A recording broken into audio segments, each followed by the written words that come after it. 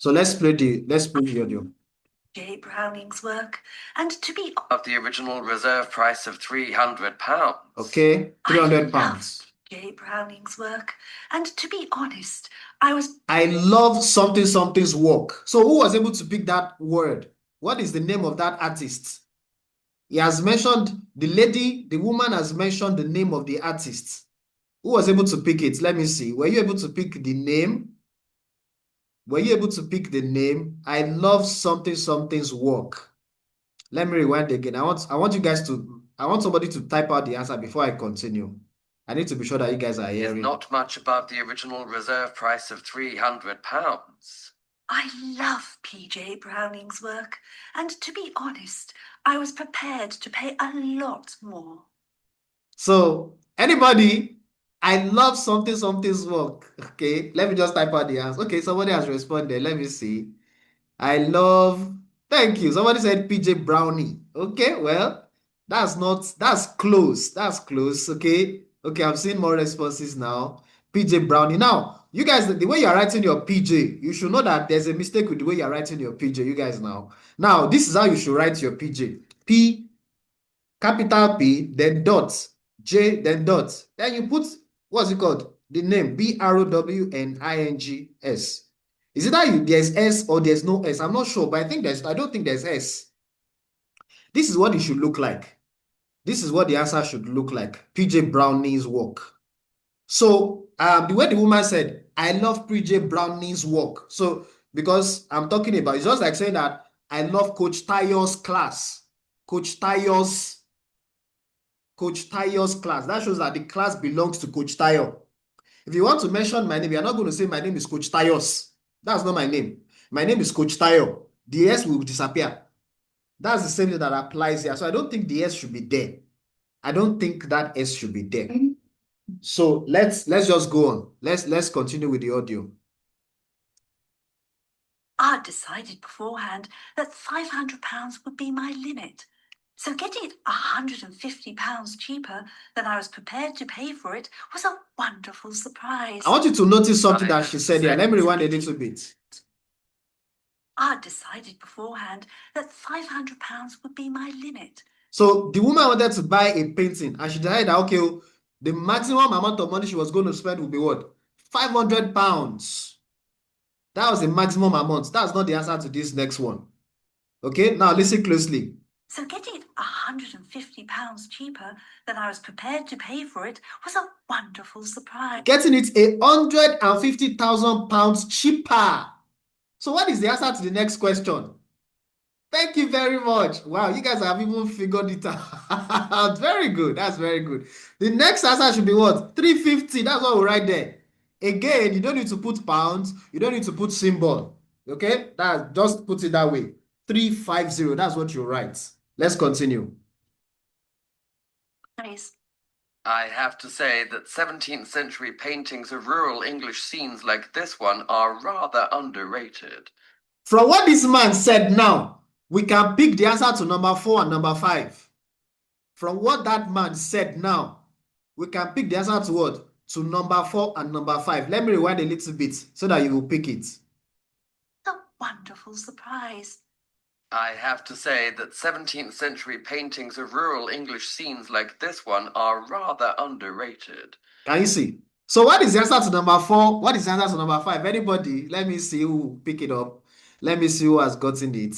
What is the answer to number 4? What is the answer to number 5? Number 4 should be... Anybody? Were you able to pick it? Thank you very much. Wow, you guys are doing well. Number 4 should be 17th century. Okay? 17th century. And then number 5 should be what? Rural English. Rural English landscape or rural landscape. I think English should be part of what you will write. Listen closely. I want you to listen closely. Century paintings of rural English scenes like this one. Can you see? Rural English scenes. So this landscape is a paraphrase for scenes. Rural English scenes or rural English landscapes. Hope you get my point. Rural English landscape. Now let's go on. Let's continue. Number 6 now. Listen closely here. Are rather underrated. The art world seems to want abstract paintings by modern artists more. Geometric designs seem to be the trend today. Not my taste at all. I have a more conservative taste when it comes to art. The painting will blend in with my antique furniture at home. Well, I hope you have a big wall to put it on.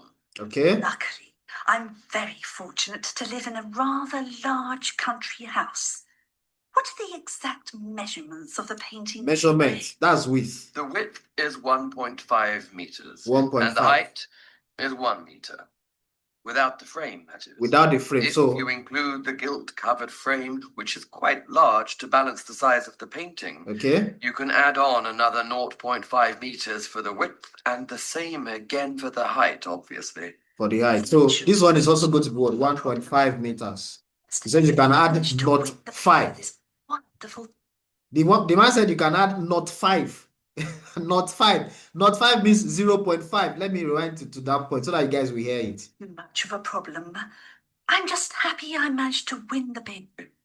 That shouldn't prove too much. On another 0.5 meters. Can you see? 0.5 meters. 0.5. What does that mean? It means 0.5. So he says you should add 0.5 to this thing here to get the height with frame. And that gives us what? 1.5 for number 7. So number 7 should also be what? 1.5 meters. Let's go on. Let's answer the remaining. And the same again for the height, obviously. That shouldn't prove too much of a problem. I'm just happy I managed to win the bid for this wonderful painting. Before listening to the rest of the conversation, you have some time to look at questions 8 to 10. So we have some time to look at question 8 to 10. Here they are going to write the name of the woman. I'm guessing the name of the woman will show up here. The postcode will show up here. And then the day, requested delivery day. So the day, maybe date. Oh, date means a particular, maybe 15th of July, 17th of July, not a day of the week. They already wrote the day of the week for us here. So we need to listen closely and pick the dates. Now listen, okay, and answer questions now 8 listen to 10. Okay. So, madam, I would just like to take down some details from you. All right. Okay, go ahead. I recognize your face as you've attended several of our auctions before, but I can't put a name to your face. Could you remind me of your name, please? Oh, yes. It's Mrs. Bradwell Thompson. It's a double-barreled surname, so you need a hyphen in between the two surnames, you see. So that's spelled Okay. Bradwell, followed by a hyphen, then Thomson. Well, the first part's right, but you spell Thompson with a P in between the M and the S of the surname. Okay. And your address, please? Yes. Can you see the way they spelled out the thing? And I wrote out the spelling correctly. Assuming it wasn't correct, I would have corrected it as the woman was spelling it out, as the man was spelling it out. So these are things you pay attention to. Okay? Somebody is asking a question that, can we write meters as meters? Yes, you can. Yes, you can. You can write it as meters, as in meters like meters. Look at this thing I wrote here now. This is American spelling. I'm just used to UK spelling. Okay, I prefer to write my meters this way whenever I'm writing, whenever I'm doing IELTS. Okay, but you can write it American way, whatever. You should not, I don't think you should lose marks for that. So let's continue. It's Charlton Manor. That's spelled CHARLTON.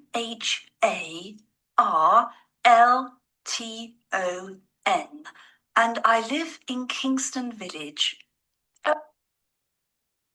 Oh, and of course, you'll need the postcode too.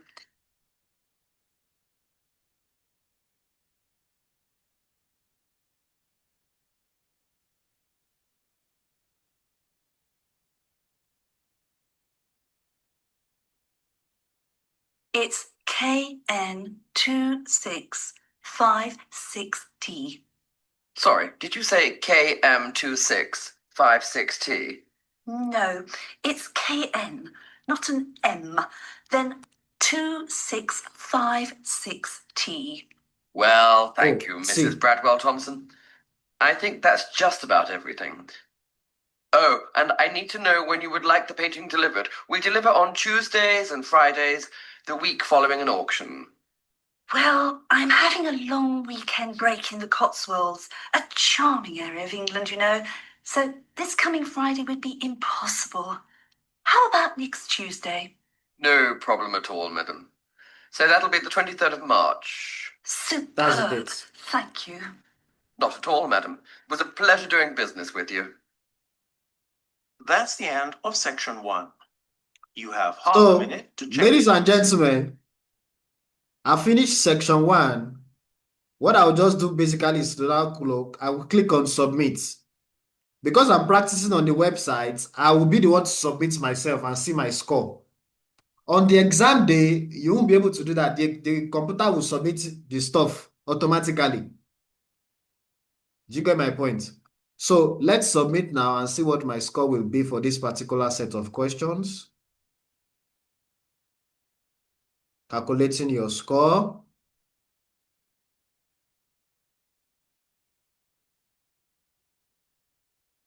Okay, I can see all my answers are correct. 300, PJ Browning, 350, 17th century, rural English, 1.5 meters, 1.5 meters, Bradwell Thompson. Can you see that? All my answers are correct. So what you need to learn to do is take the time to improve your accuracy. And that's what I've done here. You will notice that I kept on rewinding and replaying, rewinding and replaying. That is what you do as a fresher to get familiar with how fast these people talk. You understand now? As a fresher, as somebody who's just getting used to this IELTS listening of a thing, feel free to rewind and replay and be sure of what you are hearing. You get my point? So that you will not get discouraged by low scores. That's what I'm going to advise you to do. Okay, so I'm going to pause here for now. I'm going to share a link to an exercise for you to do. That will be your assignment for today. It's going to be a link to a full listening test. During our next class, we're going to look at some other types of questions in IELTS listening. If you have any question, feel free to drop the question for me in the WhatsApp chat. I'm going to respond to it as soon as I can. Thank you very much, everybody. Enjoy the rest of your day.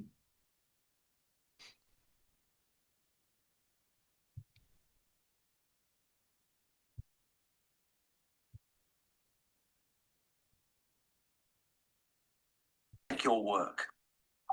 The recordings will be played once only. The test is in 4 sections. Okay. At the end of the test, you will be given 10 minutes to transfer your answers to the answer sheet. Now turn to section 1. Okay. So it says now turn to section 1. You will hear part of a conversation between an art auctioneer and their client. First, you have some time to look at questions 1 to 7. So you remember what I said earlier on? You have some time to look at questions 1 to 7.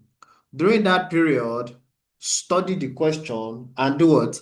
Identify signposting words. So I can see some amount of money here. I can see pounds here. I can see another pound here. Those are signposting words for me. Name of artist, that's what I'm going to put in number 2.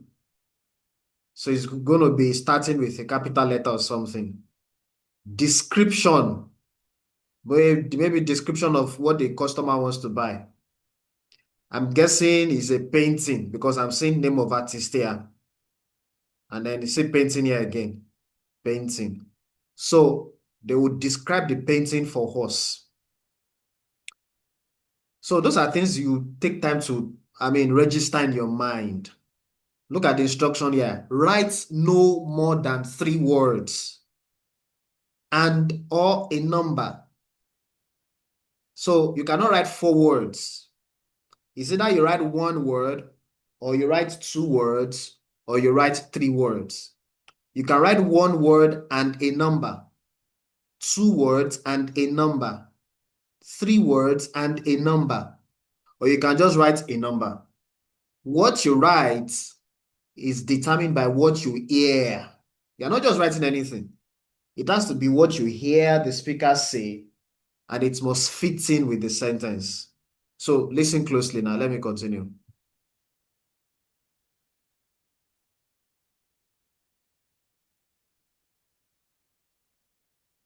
On this occasion only, the conversation relating to this will be played first. Good afternoon, madam. Yes, I see you successfully bid for lot 2374. Good afternoon. Yes, that's correct. The lot number of the auctioned article is 2374. So you write 2374 in the space provided. You should answer the questions as you listen, because you will not hear the recording a second time. Listen carefully and answer questions 1 to 7. Good afternoon, madam. Yes, I see you successfully bid for lot 2374. Good afternoon. Yes, that's correct. I hope you are satisfied with your purchase. If I may say so myself, I think you got a real bargain. What you paid is not much above the original reserve price of £300. Can you see what the man said? What you paid is not much above the original reserve price of, he now mentioned the amount. Let me see. Did anybody pick the amount? What did you pick? I want you to type your answer in the chat box. The guy said it's not more than the price, whatever, the original reserve price of something. He now mentioned the amount of money. Who picked it? Let me see. If you picked the answer, the amount that the guy mentioned, I want you to type your answer in the Zoom chat. Type it in the Zoom chat. Let me see who picked the answer. Thank you. 300. Do we need to put the pound symbol? No, we don't need to put the pound symbol. And you don't need to write POUNDS. If you write this, if you write 300 POUNDS, you are going to lose marks. If you put the pound symbol here, I can't locate the pound symbol on my keyboard, but if you put the pound symbol in front of it here, you're going to lose marks. They already put the symbol for you here on the computer. If you can see, I hope you guys can see this symbol here. The symbol is already there, so you don't need to put the pound symbol. Just write what? 300, that's all we need to see. Just write 300. Somebody says, can I write THREEHUNDRED? No, don't write that. Just write 300, that's it. The effort of writing THREEHUNDRED is going to destabilize you. This is computer-based. Don't waste your time typing figures out in words. Just write out the figure. That's how you maximize your time. 300, that's all. We don't want story. Hope you get my point. I hope you guys are getting. Let me see your response. If you are getting my point, just type yes, I get your point. 300, 300, that's what you write. Don't write THREEHUNDRE. That's a waste of typing time. Don't write 300 pounds. That's a waste of time. Don't put symbol there. That's a waste of time because symbol is already there on the question paper. You can see symbol here. Okay? Now let me continue the audio. Let me continue with the audio and then we'll pick number 2. Listen closely to number 2. What you paid is not much above the original reserve price of £300.